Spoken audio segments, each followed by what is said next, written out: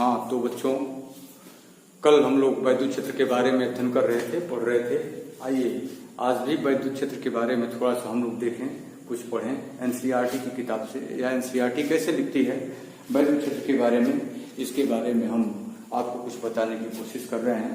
NCERT की book ने जैसा लिखा है उसमें ये कहता है कि मान लीजिए यहाँ पर कोई चार्ज प्लस क्यू है और एक इसके नजदीक में इससे आर दूरी पर स्थित एक दूसरा कोई छोटा चार्ज स्मॉल क्यू लेकर के जाए, तो स्मॉल क्यू को इसके नजदीक रखते ही इस पर एक बल लगना शुरू हो जाएगा। क्योंकि यह प्लस क्यू चार्ज है, यह भी प्लस क्यू है, इसलिए यह इसको रिपेल करेगा, प्रतिकर्षित करेगा और प्रतिकर्षण के कारण यह आवेश बाहर की तरफ, इधर की तरफ चलता चला जाएगा। यदि हम उसको छोड़ दें तो इस पे बल लगेगा, इस बल के कारण यह इधर की तरफ अपनी गति।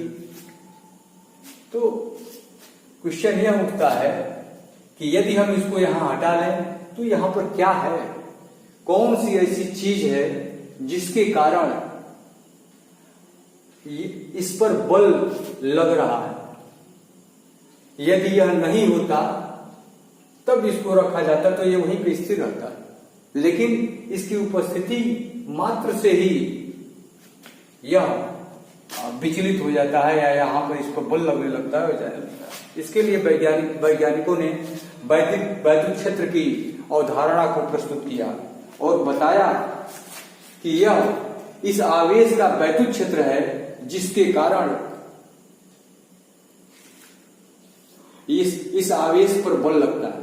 उस समय फार्मूला दिया गया कि इस आवेश का वैद्युत क्षेत्र जो है E is equal to 1/4 pi epsilon 0। यदि माध्यम को मान लेंगे कि माध्यम के परावैद्युतांक वाला है तो यहाँ के हो जाएगा। यदि इसको निर्वात मान करके चलते हैं तो 1/4 पाई एप्सिलॉन नॉट ही मानिए इसको, और यहाँ पर Q/r² इंटू Q/r²। ये वैद्युत क्षेत्र होता है। क्योंकि वैद्युत क्षेत्र एक दिशात्मक राशि है, अभी बताएंगे या बताया जा चुका है पिछले चैप्टर में, इसलिए इसको वेक्टर ई से, जब इसको वेक्टर ई करेंगे तो इस वाले को अगर आर कैप, इस दिशा को आर मानिएगा यदि, तो ये हो जाएगा आर कैप। और चूंकि वैद्युत क्षेत्र की तीव्रता आर पर डिपेंड करती है, किस प्रकार डिपेंड करती है, E is proportional to 1/r²।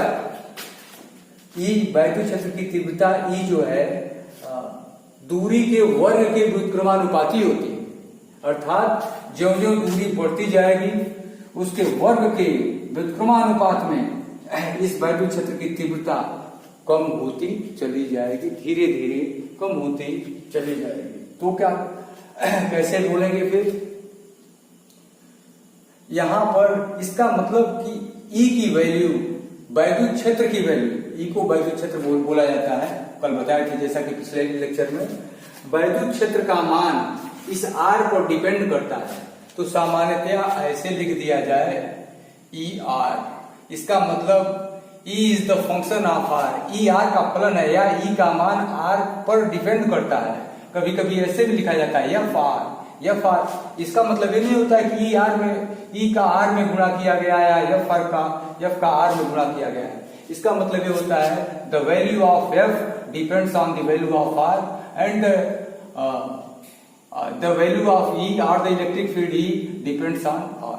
तो यहाँ पर E को ऐसे न लिख करके कहीं कहीं ऐसे भी लिखा जाता है, कुछ पुस्तकों ने ऐसे भी लिखा है ER is equal to 1/4 pi epsilon 0 Q/r²। ये फार्मूला वैज्ञानिकों ने दिया, बाद में बताया गया, इस पर देखा गया तो ये कहा गया कि यदि यहाँ पर आवेश Q है तो इस पे लगने वाले बल का मान क्या होगा, तो लगने वाले बल का मान हो जाएगा F is equal to 1/4 pi epsilon not capital Q small Q/r² into R cap. और यहाँ पर बच्चों F के जगह पर हम F R लिखते हैं क्योंकि हमारा यह vector representation, the value of F depends on R। अभी यदि आप देखें तो ये तो मैंने गलत लिखा है, ये यहाँ पे कैपिटल क्यू है तो यहाँ पर कैपिटल क्यू। अब यहाँ पर देखिए आप गौर से इसको, तो यह ऊपर वाला ही है, तो यहाँ पर लिखेंगे vector F R is equal to vector E R, और ये क्या हो जाएगा, ये स्मॉल क्यू बचा रहेगा, या F R is equal to Q और इनटू ये हो जाएगा E R, vector E R. या अगर वेक्टर रिप्रेजेंटेशन को छोड़ दें, इस आर को लिखना छोड़ दें, तो ये होता है F is equal to Q into E. इसकी सहायता से यदि हम लिखें E is equal to F upon Q, यदि क्यू इज इक्वल टू 1 तो E is equal to F, अर्थात क्या हो जाएगा, एकांक का आवेश का मान एकांक होने पर, किस पर, बिंदु P पर आवेश का मान एकांक आवेश को रखने पर उस पर कार्य करने वाला बल ही वहां पर वैद्युत क्षेत्र की तीव्रता को प्रदर्शित करेंगे। अब इसी फार्मूले से हम इसकी यूनिट को भी डिफाइन कर रहे हैं यहाँ पर। E is equal to F upon Q, F का मात्रक होता है न्यूटन और क्यू का मात्रक होता है कूलाम, तो E का मात्रक हो गया न्यूटन पर कूलाम। और यदि आप E का विमीय सूत्र लिखना चाहते हैं, E का विमीय सूत्र, तो ये हो जाएगा, F का होता है बल है तो ml पे -2, इसको आप जानते होंगे। Q फार्मूला आप जानते हैं, एक फार्मूला होता है Q is equal to I into T, I ampere में होता है तो इसका, और T टाइम होता है तो AT लिखा जाता है, तो Q का होता है AT। तो इस तरीके से यहां पर हो जाएगा is equal to ml t पे -2 ml t पर -3 और a पर -1। तो ये इसके इसका बीमी सूत्र, वैद्युत क्षेत्र की तीव्रता का बीमी सूत्र ये हो गया, और इसका मात्रक न्यूटन पर कूलम, इस तरीके से। तो ये सब चीजें हुई। एक बहुत ही इंटरेस्टिंग चीज ये है कि यहां पर जो आप फार्मूला देख रहे हैं,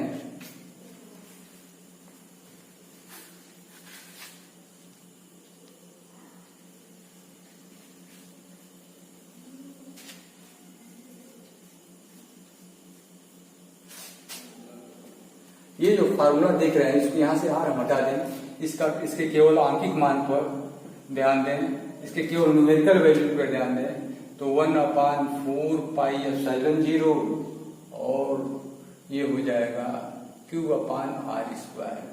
यहां पर E की वैल्यू स्मॉल q पर डिपेंड नहीं करती है। The value of electric field E does not depend on this charge. It only depends on the value of Q, capital Q. यहाँ पर वैद्युत क्षेत्र का मान केवल कैपिटल Q पर डिपेंड करता है, इस पर डिपेंड नहीं करता है कि यहाँ पर कितना आवेश रखा गया है, एक चीज। दूसरी चीज कि जब कोई आवेश यहाँ पर रखा जाता है, ये इसको जिस बल से प्रतिकर्षित करेगा उतने ही बल से यह भी इसको प्रतिकर्षित करेगा। इस पर भी एक बल लगेगा और इधर ये बल इधर की तरफ लगेगा, इस डायरेक्शन में लगेगा। तो यह तो मान लीजिए दोनों बराबर परिमाण वाले हैं, ये और ये, तो ये इसको धक्का देगा और ये इसको धक्का देगा, तो यह इस दिशा में जाएगा, यह इस दिशा में जाएगा। शर्त क्या है?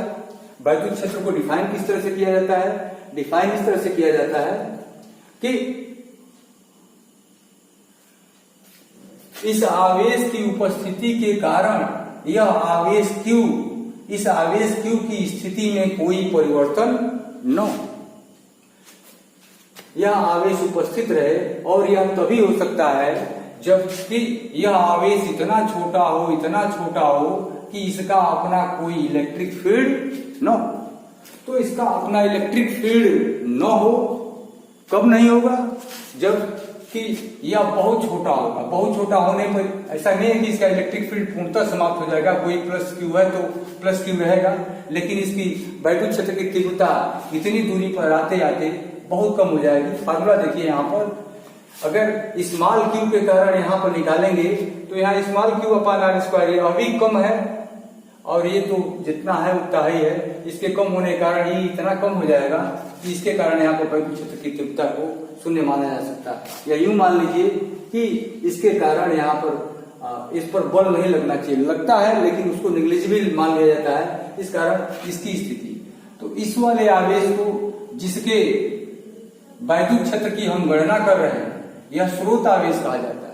और यह आवेश चूंकि परीक्षण के लिए रखा गया है, वैद्युत क्षेत्र के परीक्षण के लिए रखा गया है कि किस पर कितना बल लग रहा है, इसलिए इस वाले आवेश को, स्मॉल क्यू को जो है परीक्षण आवेश कहा जाता है। अभी यहाँ पर इस वाले फार्मूले से यहाँ पर यदि आप लिखना चाहेंगे तो यहाँ पर हो जाएगा ER is equal to FR upon Q,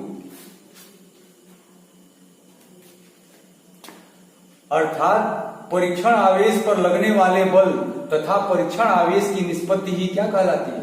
वैद्युत क्षेत्र की तीव्रता कहलाती है। अभी मैंने बताया कि यह वैद्युत आवेश का मान अत्यंत कम होना चाहिए, तो इसको एक तरीके से और भी वैद्युत क्षेत्र की तीव्रता को डिफाइन किया जाता है। E is equal to limit Q tends to 0, small Q tends to 0, अर्थात इसका मान बहुत छोटा हो, बहुत कम हो, और यहाँ पर F अपान Q ऐसे इस तरीके से इसकी एक वैल्यू फिक्स आती है, कितना भी कम क्यों ना हो, लेकिन F अपान Q की वैल्यू एक फिक्स आएगी, जिसको कि इंटेंसिटी ऑफ इलेक्ट्रिक फील्ड या वैद्युत क्षेत्र की तीव्रता कहा जाता है। और यहाँ पर न्यूटन है, ये कूलम है, ये न्यूटन पर कूलम हो जाएगा। तो इस तरीके से वैद्युत क्षेत्र के बारे में आप समझे। आइए अब हम जरा बताते हैं आवेशों के निकाय के कारण वैद्युत क्षेत्र।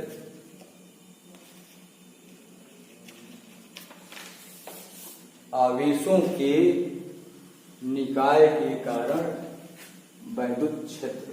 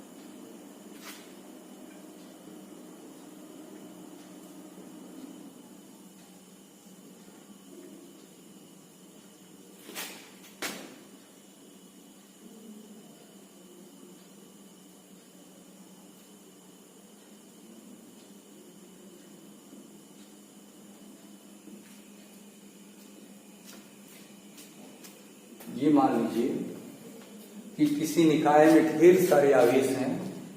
एक आवेश यहाँ पर है और इसको आप मान लीजिए Q1,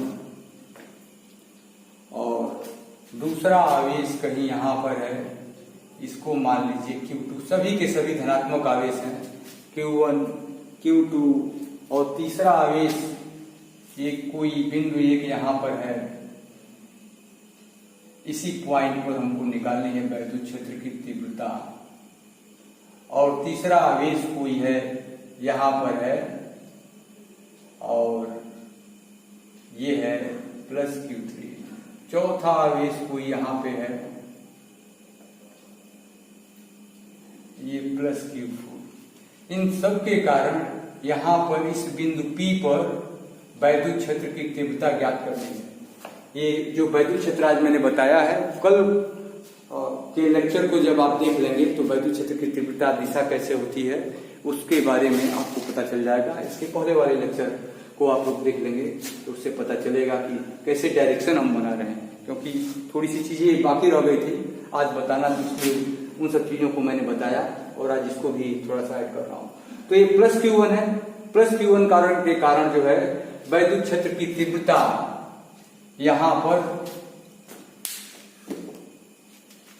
प्लस Q1 के कारण वैद्युत क्षेत्र की तीव्रता मान लीजिए कि इस दिशा में है and this is E1। Plus Q2 के कारण आप मानिए ये है E2। प्लस Q3 के कारण ये मान लीजिए कि ये है E3।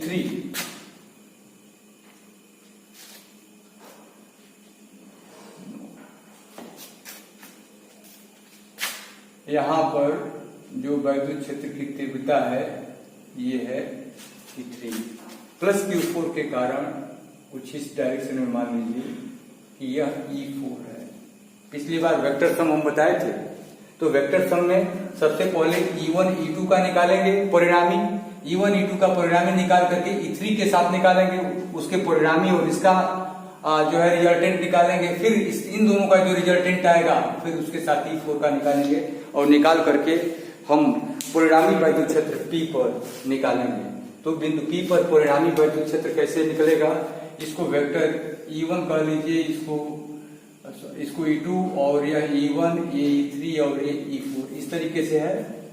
तो कैसे निकालते हैं, इसके लिए सपोज दैट कोई पॉइंट O है यहाँ पर। एक मिनट, मुझे इसी पेन का प्रयोग करना चाहिए। यहाँ पर कोई पॉइंट O है, कहीं इस डायरेक्शन में ले लीजिए, और इस पॉइंट से इसका स्थिति सदिश Q2 का स्थिति सदिश R2 है, यहां से इसका स्थिति सदिश R1 है, Q1 का R1, Q3 का R3 और R4। अब इस पॉइंट P का, पिछली बार मैंने बताया था कि पॉइंट P का स्थिति सदिश Q2 के सापेक्ष यानी दूसरे वाले पॉइंट के सापेक्ष F2 है।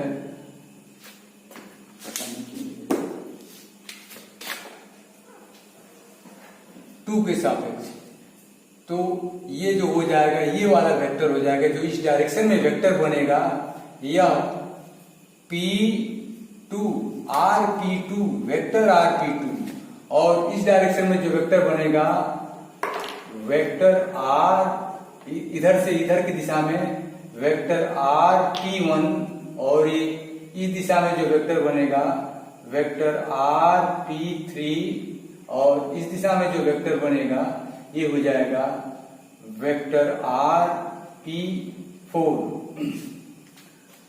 Vector RP4। तो हम यहाँ पर E1 इज इक्वल टू कितना निकालेंगे, लिखेंगे vector E1 is equal to 1/4 pi epsilon 0 Q1 upon R।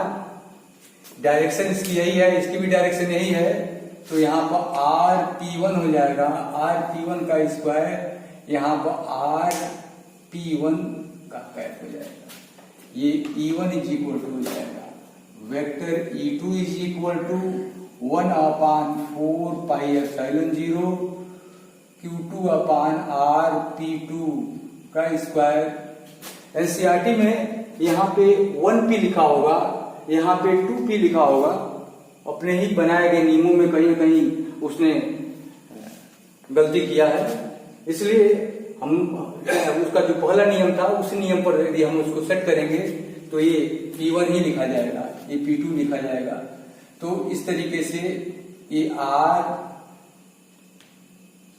RP2 cap, इसी तरीके से और सबको निकालते जाएंगे। अगर मान लीजिए n आवेश हैं तो लास्ट में हो जाएगा En is equal to 1/4 pi epsilon 0 Qn upon RPn का स्क्वायर ये आर पी एन कैप हो जाएगा, ये वेक्टर। तो परिणामी वेक्टर क्या होगा, इन सभीयों का वेक्टर सम अर्थात यहाँ पर वेक्टर ई परिणामी बिंदु P पर परिणामी वैद्युत क्षेत्र, बिंदु P पर परिणामी वैद्युत क्षेत्र E बराबर हो जाएगा vector E1 plus vector E2 plus vector E3 plus and so on plus vector En। इन सबको जब जोड़ेंगे तो आ जाएगा, हमारा आंसर आ जाएगा, ये देखिए 1/4πε0, ये कॉमन ले लीजिए तो 1/4πε0 हमने कॉमन ले लिया, तो ये हो जाएगा Q1 अपान RP1 का square RP1 cap Q2 upon RP2 का स्क्वायर RP2 कैप। ऐसे करते हुए हम जब चलेंगे तो Qn अपान RPn का कैप ऐसे हो जाएगा। तो इसको हम कैसे समेशन के रूप में लिख सकते हैं, हम पहले बता चुके हैं कि इसको कैसे समेशन के रूप में लिखा जाता है, कैसे जोड़ के रूप में लिखा जाता है। 1/4πε0 यहाँ पर लिखेंगे sigma I is equal to 1 to n, यहां पर हो जाएगा QI अपान RPI का स्क्वायर इंटू RPI का कैप। ये जो हो जाएगा ये परिणामी वेक्टर हो जाएगा। अब एक क्वेश्चन आप कर सकते हैं कि इसको कैसे जोड़ करके परिणामी निकालते हैं, तो आइए कोशिश करते हैं कि हम यहां निकालें। E1 और E2 का परिणामी कैसे ज्ञात करेंगे, इसके लिए हम इसके समानांतर खींच देंगे, E2 के समानांतर यहां से और यहां से E1 के समानांतर एक रेखा खींचेंगे, तो ये जो परिणामी हो जाएगा ये होगा। अब इन दोनों को भूल जाएंगे, क्यों, क्योंकि इन दोनों का परिणामी बल मिल गया। अब इसको और E3 को लेंगे, इन दोनों की सहायता से जो है हम खींचेंगे, तो इसके इस बिंदु से हम खींचते हैं, इन दोनों की सहायता से समांतर चतुर्भुज बनाते हैं। तो ये लंबवत ऊपर की तरफ है, इसके पैरेलल करने का मतलब, तो इसके पैरेलल और उसी दिशा में उसी डायरेक्शन में उसी लंबाई का बना देंगे और इसके समांतर जब ऐसे मिला देंगे, तो इसके इस परिणामी का E1 E2 के परिणामी का और E3 का जो परिणामी वेक्टर हो गया, परिणामी वैद्युत क्षेत्र हो गया, वही हो गया। अब हमारे पास दो वेक्टर बचे, एक वेक्टर यह बचा और दूसरा वेक्टर ये बचा। इन दोनों को जब हम ऐड करेंगे तो इसको कैसे ऐड करेंगे, इसी के समांतर चतुर्भुज हम बनाए। हमने जोड़ना आपको बताया है, पिछले टर्म पे जोड़ना बता दिया था, इस कारण यहाँ देखिए, और फिर इसको ऐसे कर देंगे, इसका और इसका परिणामी जो है ऐसे, यही वेक्टर ही होगा, यही परिणामी वेक्टर ही, और वेक्टर ही बराबर ऐसे। इसमें मैंने 4 ही बना के दिखाया है, n रहेंगे तो कुछ इस तरीके से। और थोड़ी सी मुझसे गलती हुई है कि यह E3 के ऊपर ही इन दोनों का परिणामी आ गया है, E1 के ऊपर ही E3 और इस परिणामी का परिणामी आ गया।